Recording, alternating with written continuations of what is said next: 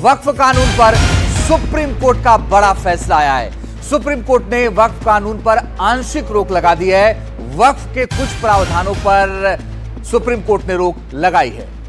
तो ये बड़ी खबर, पूरे कानून को रोकने का कोई आधार नहीं है, सुप्रीम कोर्ट ने ये भी कहा है। और 3 प्रावधानों पर सुप्रीम कोर्ट ने रोक लगाई है। पहला, वक्फ बाय यूजर को रद्द करने पर रोक लगाया है, और दूसरा, बोर्ड में गैर मुस्लिम सदस्य पर रोक लगाई है। तीसरा, 5 साल से मुस्लिम होने की शर्त पर भी रोक लगा दी गई है और कुछ रोक लगाए गए हैं। आशीष, आंशिक रोक की बात की जा रही है, आंशिक तौर पर क्या रोक लगी है, ये जो वहां के वकील हैं उन्होंने बताया, इससे फर्क क्या पड़ेगा? जी देखिए, काफी अहम ये दखल है यहाँ पर सुप्रीम कोर्ट का। और चूंकि पूरे प्रावधानों पर रोक नहीं लगाई है, लेकिन कहीं ना कहीं ये कह सकते हैं कि जिस तरह के आदेश सुप्रीम कोर्ट ने जारी किए हैं, सुप्रीम कोर्ट ने ये माना है कि अगर इन प्रावधानों पर अंतरिम रोक नहीं लगाई गई तो फिर जब फाइनल हियरिंग होगी तब तक ये स्थिति जो है वो दोबारा से वापस लाने की स्थिति में नहीं होगी। अगर सुप्रीम कोर्ट कोई इस कानून के खिलाफ फैसला सुनाता है, इस वैधता के खिलाफ फैसला सुनाता है, इसलिए 3 जो बड़े कदम सुप्रीम कोर्ट ने उठाए। हालांकि सुप्रीम कोर्ट ने कहा कि हमने माना है कि जब भी कोई कानून पास किया जाता है तो कोई ठोस ऑफ द रेयर केस में, दुर्लभतम से भी दुर्लभ केस में ही रोक लगाई जानी चाहिए। लेकिन उन्होंने ये कहा कि हम यहाँ पाते हैं कि कुछ प्रावधान ऐसे हैं जिन पर रोक लगाना जरूरी है। तो 3 मुख्य प्रावधान हैं जिन पर सुप्रीम कोर्ट ने दखल दिया है, अंतरिम रोक लगाई है। याचिकाकर्ता वो इस मामले में खुश हैं कि कम से कम अंतरिम रोक यहाँ पर लगाई गई है। इससे पहले अंतिम रोक नहीं थी, बल्कि केंद्र सरकार ने एक भरोसा दिलाया था, अंडरटेकिंग दी थी कि वो फिलहाल इन्हें लागू नहीं करेंगी। लेकिन अब सुप्रीम कोर्ट ने फाइनली इस कानून में दखल दिया है, यानी कलेक्टर जो है वो किसी भी तरह से फैसला नहीं कर पाएंगे। सुप्रीम कोर्ट ने कहा है कि ये मनमाना एक तरीका हो सकता है, सरकारी जो अफसर है वही ये डिसाइड करे कि कोई प्रॉपर्टी वक्फ है या नहीं है। तो ये बड़ा है। दूसरा, जो 5 साल की शर्त रखी थी कि मुस्लिम धर्म का पालन करता हो कम से कम 5 साल से, वही वक्फ कर सकता है, डोनेट कर सकता है, उसको भी मनमाना बताया है कि ये ठीक नहीं है। जब तक कोई नियम सरकारें इस पर नहीं लाती है, इस तरीके से इसे लागू नहीं किया जा सकता है। और जो वक्फ बोर्ड और काउंसिल में जो गैर मुस्लिम सदस्यों की बात थी, उस पर भी रोक लगाई है। तो एक बड़ा दखल यहाँ पर सुप्रीम कोर्ट ने दिया है। आगे सुनवाई होती रहेगी। सुप्रीम कोर्ट ने कहा है कि इस मामले में क्योंकि सुनवाई आगे भी होनी है, वैधता पर फाइनल फैसला होना है, तब तक ये अंतिम रोक जारी रहेंगे। जी चलिए, बिल्कुल आशीष, आप बने रहिएगा हमारे साथ। तो सुनवाई हुई और फैसला सुनाया गया है, और इस पर अब इमरान प्रतापगढ़ी का भी बयान सामने आया है। उन्होंने क्या कुछ कहा है वो भी आप को सुना देते हैं। बहुत शुक्रिया। ये बहुत अच्छा फैसला है और सरकार की साजिश और सरकार की मंशा पर माननीय उच्चतम न्यायालय ने बड़े पैमाने पर रोक लगा दी है, अंकुश लगा दी है। तो पूरे देश में अपनी जमीनें दान करने वाले लोग, धार्मिक कामों के लिए, सामाजिक कामों के लिए, जिनको ये डर था कि सरकार उनकी जमीनें लूटने की कोशिश करेगी, फौरी तौर पर उनको बहुत बड़ी राहत मिली है। आप कैसे तय करोगे कि कौन 5 साल से प्रैक्टिस कर रहा है? ये तो आस्था का विषय है, ये तो अंतर्मन की बात है। तो माननीय उच्चतम न्यायालय ने इन तमाम संवेदनात्मक पहलुओं को और छोटे छोटे पहलुओं को देखा है। तो मैं बहुत खुश हूं और मुझे अच्छा लग रहा है। एक बहुत बड़ी लड़ाई है इस देश में वक्फ की जमीनों को बचाने की, हम उस लड़ाई को लड़ते रहेंगे। तो इमरान प्रतापगढ़ी, कांग्रेस सांसद, जिन्होंने कहा कि माननीय उच्चतम न्यायालय का जो फैसला है वो स्वागत योग्य है। आशीष भार्गव हमारे साथ लगातार बने हुए हैं। आशीष, इस पूरे मामले को अगर हम देखें तो इमरान प्रतापगढ़ी जैसे जो लोग विरोध कर रहे थे, अब वो ये कह रहे हैं कि ये सही है, लेकिन अब इस पर आगे भी सुनवाई होगी। और क्या सरकार की दलील थी आज जब सुनवाई चल रही थी? जी देखिए, सरकार की ये दलील थी कि ये बिना मतलब में यहाँ पर ये किसी के विरोध में नहीं है, मुसलमान विरोधी नहीं है ये कानून, और ये सबको समानता के आधार पर ये कानून है। सरकार की ये दलील थी कि 1923 से इस तरह से वक्फ बाई यूजर रजिस्ट्रेशन हो रहा है, तो इसमें कोई नई बात नहीं है। ये लोग जबरदस्ती इस तरीके की कहानी बना रहे हैं, जबकि ऐसा कुछ नहीं है। तो यहाँ पर रजिस्ट्रेशन की तो अलाउ कर दिया सुप्रीम कोर्ट ने कि वो आगे चल सकता है, लेकिन सुप्रीम कोर्ट ने ये भी साफ किया है कि ये सब तमाम जो प्रावधान है, हालांकि रोक नहीं लगाई है, सुप्रीम कोर्ट ने साफ कहा है, हम नहीं पाते कि इन पर रोक, पूरे प्रावधान पर रोक लगाने की जरूरत है। कहीं ना कहीं ये सरकार की एक जो रणनीति थी वो सफल हुई है कि सुप्रीम कोर्ट ने ये कह दिया है कि पूरे प्रावधानों पर रोक लगाने की जरूरत नहीं है। हालांकि सुप्रीम कोर्ट में पहले ही जो केंद्र सरकार थी उसने एक अंडरटेकिंग दी थी और कहा था कि कुछ प्रावधानों को आगे नहीं बढ़ाएगी, क्योंकि उस समय की जो बेंच थी सीजेआई संजीव खन्ना की, वो अंतरिम रोक लगाना चाहती थी, लेकिन सरकार ने कहा कि फिलहाल वो खुद अंडरटेकिंग देते हैं कि ये प्रावधान लागू नहीं होंगे।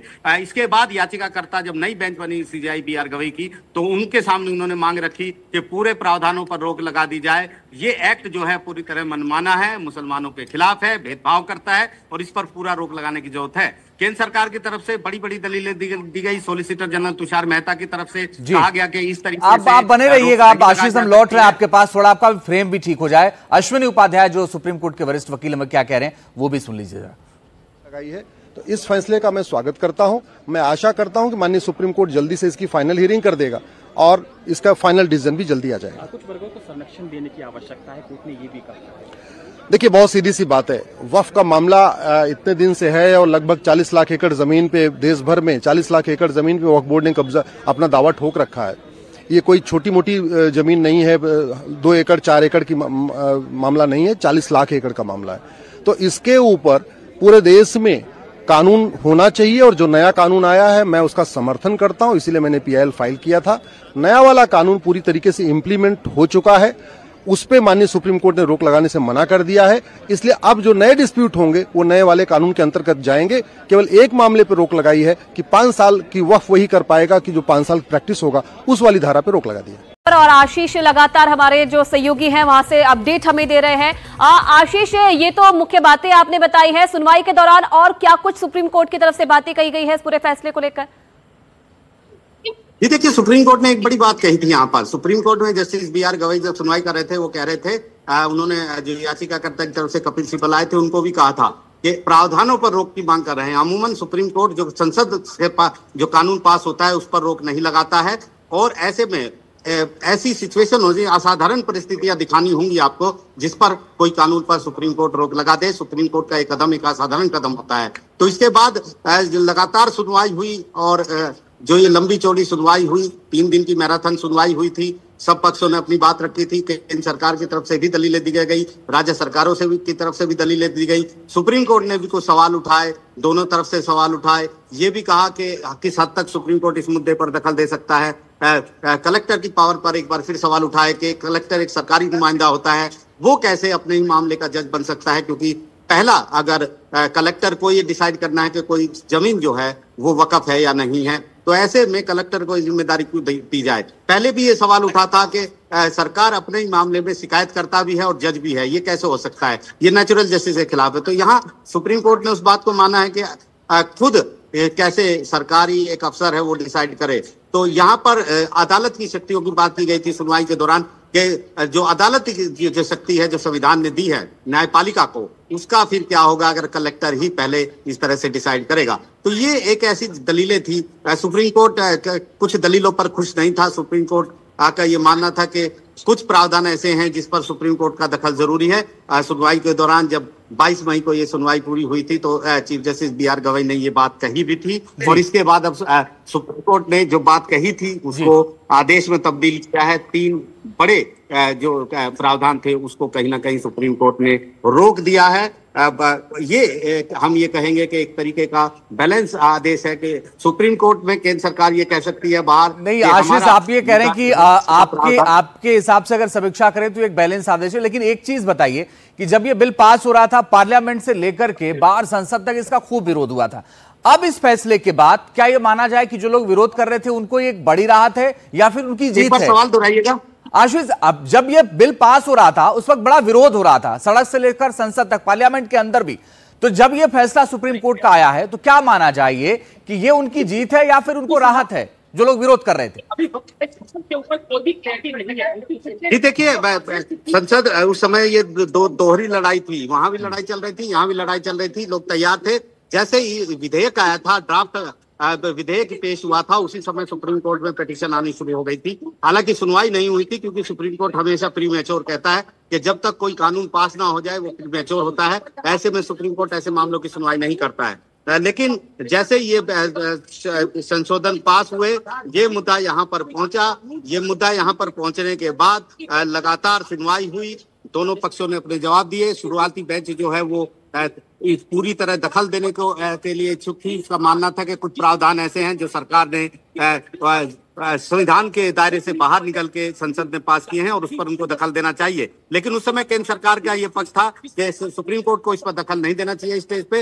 हालांकि केंद्र सरकार ने खुद ही अंडरटेकिंग दी कि कुछ प्रावधान वो लागू नहीं करेगी, वक्फ बाय यूजर को डिनोटिफाई वो नहीं करेगी, चाहे वो नोटिफिकेशन से हो चाहे रजिस्ट्रेशन से हो, कलेक्टर को पावर नहीं देगी। ये भी उन्होंने बोला था कि फिलहाल वो देख रही कलेक्टर के अलावा जो बड़ा मुद्दा ये था कि जो वक्फ काउंसिल में स्टेट की और वक्फ बोर्ड में जो गैर मुस्लिम थे, उन्होंने कहा था कोई भर्तियां कोई नियुक्तियां वहां पर नहीं होंगी। इसके बाद अगली बेंच में जब सुनवाई हुई तो जो याचिकाकर्ता थे उनकी मांग थी पूरे प्रावधान वो सारे वक्फ संशोधन को रोक दिया जाना चाहिए, अंतरिम रोक इस पर लगा देनी चाहिए, उसकी कोई जरूरत नहीं है। फाइनल सुप्रीम कोर्ट सुनवाई करे और फैसला करे कि वक्फ संशोधन अधिनियम 2025 संविधान की कसौटी पर खरा उतरता है या नहीं उतरता है। और इसके बाद जो है सुप्रीम कोर्ट ने ये कहा कि इस मामले में लंबी चौड़ी सुनवाई होनी है। ऐसे में याचिकाकर्ता ये मांग करते रहे कि अंतरिम रोक लगा दी जाए प्रावधानों पर, और सुप्रीम कोर्ट ने आखिरकार उनकी सारी बात नहीं मानी है, लेकिन 3 प्रावधानों पर अंतरिम रोक लगाई है, जो निश्चित तौर पर उनके लिए भी वो कह सकते हैं कि विन विन सिचुएशन है। और सरकार भी ये दावा कर सकती है कि उसके प्रावधान उसके पूरे संशोधित कानून पर रोक नहीं है, तो कहीं ना कहीं वो भी विन विन सिचुएशन का दावा कर सकती है। बड़ा मुद्दा है, मुद्दा खत्म नहीं हुआ है। एक चीज और बताइए, एक और सवाल है, और ये है कि जब ये बहस हो रही थी पूरा, तो सरकार की दलील थी कि भाई इस देश में सबसे ज्यादा प्रॉपर्टी रेलवे की है, दूसरे नंबर पर सेना की, और तीसरे नंबर पर वक्फ की संपत्ति, यानी बहुत ज्यादा संपत्तियां हैं। सरकार की एक ये भी दलील थी कि वक्फ की संपत्तियां जो है वो बहुत तेजी के साथ बढ़ी हैं। तो एक पारदर्शी कानून की तो जरूरत थी, क्या इसको लेकर भी सुप्रीम कोर्ट में कोई बात हुई? जी देखिए, ये तो सुनवाई के दौरान आया था। केंद्र सरकार ने सोलिसिटर जनरल तुषार मेहता ने पूरे आंकड़े दिए थे किस तरह से पिछले सालों में लगातार आंकड़े बढ़ गए हैं, जमीन लगातार उनकी बढ़ती जा रही है वक्फ बोर्ड की, और कोई लोग जो हैं जिनकी जमीन पर वो दावा ठोकता है उनके पास लीगल रेमेडी तक नहीं है। वो कानूनी जो सीपीसी जो सिविल प्रोसीजर कोड है जो उनको मिला हुआ है एक अधिकार, वो सभी अधिकार से वंचित है, क्योंकि वक्फ बोर्ड ही इसमें फैसला करता है। उनका ये दावा था कि इसके लिए एक पारदर्शी नियम कानून और पारदर्शी जुडिशियल सिस्टम, न्यायिक सिस्टम, एक न्याय देने का सिस्टम, एक ऐसा सिस्टम जिसके जरिए एक व्यक्ति जिसकी जमीन पर वक्फ बोर्ड दावा कर रहा है उसको अपने लीगल उपाय, लीगल रेमेडी पूरे करने के लिए उसको भरपूर मौका मिले। वापस लौटेंगे आपके पास में, रिएक्शंस फिलहाल सामने आ रहे हैं इस फैसले के बाद, वो एक जरा सुन लेते हैं। पढ़ लेंगे, उसके बाद उस पर कुछ हम कह पाएंगे। बहरहाल ये ओवरऑल ये ऑर्डर काफी अच्छा है। चूंकि अभी एंट्री में स्टेज पर ये ऑर्डर दिया गया है, तो मैं समझता हूं कि एंट्री में स्टेज पे वक्फ के प्रोटेक्शन के लिए काफी अच्छा ऑर्डर है और हम इसको वेलकम करते हैं। जो प्रैक्टिसिंग मुस्लिम होने का एक प्रोविजन था उसको भी स्टे कर दिया गया है। जो सेक्शन 3R के तहत ये कहा गया था कि 5 साल का एक प्रैक्टिसिंग मुस्लिम ही वक्फ कर सकता है, उसको भी कोर्ट ने स्पेसिफिकली स्टे कर दिया है। तो ओवरऑल इस एंट्री ऑर्डर को आप लोग किस तरह से देखते हैं, कितनी राहत की बात है? ओवरऑल मैं ये समझता हूं कि ये काफी अच्छा ऑर्डर है। एक वक्फ बाय यूजर के सिलसिले में जो काफी कंसर्न था कम्युनिटी का, उसके बारे में भी कोर्ट ने कुछ कहा है और उसको हम पढ़ेंगे, लेकिन ओवरऑल वैसे देखा जाए तो वो अच्छा ऑर्डर है, हम इसको काफी वेलकम करते हैं। In English, if you can briefly tell us what is your response to the entry order which has been pronounced right now?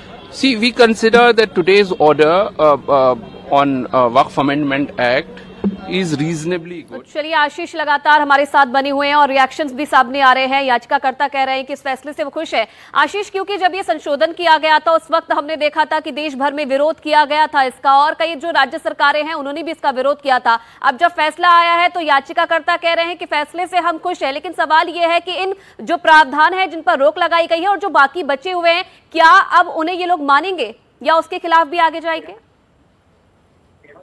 जी देखिए, कानूनी लड़ाई है, ये इतनी जल्दी खत्म नहीं होती। कानूनी जो जगह था उसमें कहा जाता है पहले जो अदालत से मिल रहा है उसको ले लो और उसके बाद आगे की कार्रवाई करो। तो फिलहाल उनको एक अंतरिम राहत मिली है और अंतरिम रोक के रूप में मिली है। इससे पहले ऐसा नहीं हुआ था क्योंकि सरकार की अंडरटेकिंग थी, लेकिन अब सुप्रीम कोर्ट का दखल हुआ है, एक बड़ा दखल यहाँ पर हुआ है। बाकी जो चीजें बची, आप देखिए कि अगर संशोधित कानून में कोई भी कानून जब बनता है उसके संशोधन में कुछ अंतरिम रोक लग जाती है, तो उस कानून को पूरी तरह लागू करना तो संभव है नहीं। तो ऐसे में आप आधे अधूरे कानून को लागू करेंगे तो निश्चित तौर पर दिक्कत आएगी। वक्फ आप किसी को भेजेगा कि ये मेरी जमीन है, तो उसका फैसला अब कौन करेगा? यानी कलेक्टर तो कर नहीं सकता, तो फैसला कौन करेगा? दूसरी चीज ये है कि वक्फ बोर्ड और काउंसिल में भी जो गैर मुस्लिम सदस्य हैं उनकी नियुक्ति पर रोक है, तो वो भी एक दिक्कत है।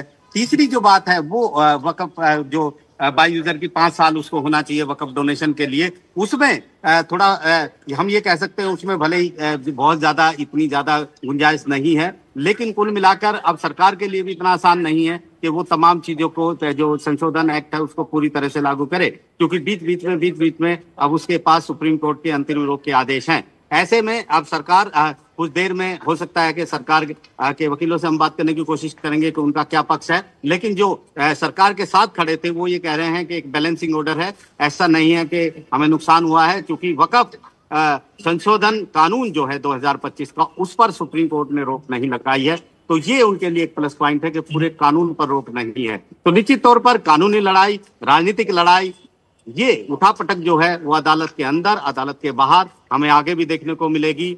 आगे सुप्रीम कोर्ट का कितना दखल होगा, किस हद तक दखल होगा, क्या याचिकाकर्ता मांग करेंगे, ये अगली सुनवाई के दौरान पता चलेगा कि वो आखिरकार आगे इस पर क्या मुद्दा लेकर आते हैं। क्योंकि जब भी कोई कानून को इम्प्लीमेंट किया जाता है तो उसमें जो व्यवहारिक दिक्कतें आती हैं, हो सकता है याचिकाकर्ता उस समय आ जाए कि इस प्रावधान में ये दिक्कत हो गई, इस प्रावधान में ये दिक्कत हो गई, तो अब भी कहना मुश्किल है कि ये मामला यहीं पर खत्म हो गया है, क्योंकि ये मामला अभी आगे भी चलने वाला है और अभी तो फाइनल हियरिंग भी होनी है कि पूरा जो कानून है वो असंवैधानिक है या नहीं, संविधान की कसौटी पर खरा उतरेगा या नहीं, ये तमाम चीजें सुप्रीम कोर्ट को तय करनी है। तो लंबी कानूनी लड़ाई है जो इसी ढंग से चलती रहेगी। बहुत महत्वपूर्ण बात आप कह रहे हैं और दर्शकों को हम लगातार उनको दिखा भी रहे हैं टीवी स्क्रीन पर कि इस वक्फ कानून पर किसी तरीके का रोक नहीं लगा है। इसमें जो कुछ प्रावधान थे, जो कुछ पॉइंट्स थे जिनको लेकर के बहुत ज्यादा आपत्ति थी, उन पर रोक लगाई गई है, यानी आंशिक तौर पर रोक लगाई गई है। और कलेक्टर का फैसला अंतिम फैसला नहीं होगा,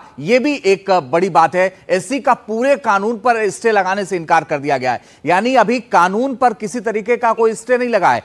वक्फ कानून जो था वो रहेगा, लेकिन कुछ चीजों पर रोक लगी है। आशीष, अब आगे का सवाल यह कि जो सरकार ने अंडरटेकिंग दिया था कि सब दुरुस्त हो जाएगा वक्त रहते, उसका क्या होगा? अब तो उसके कोई मायने नहीं रह गए या अभी भी उसके मायने हैं जो सरकार ने अंडरटेकिंग दिया था?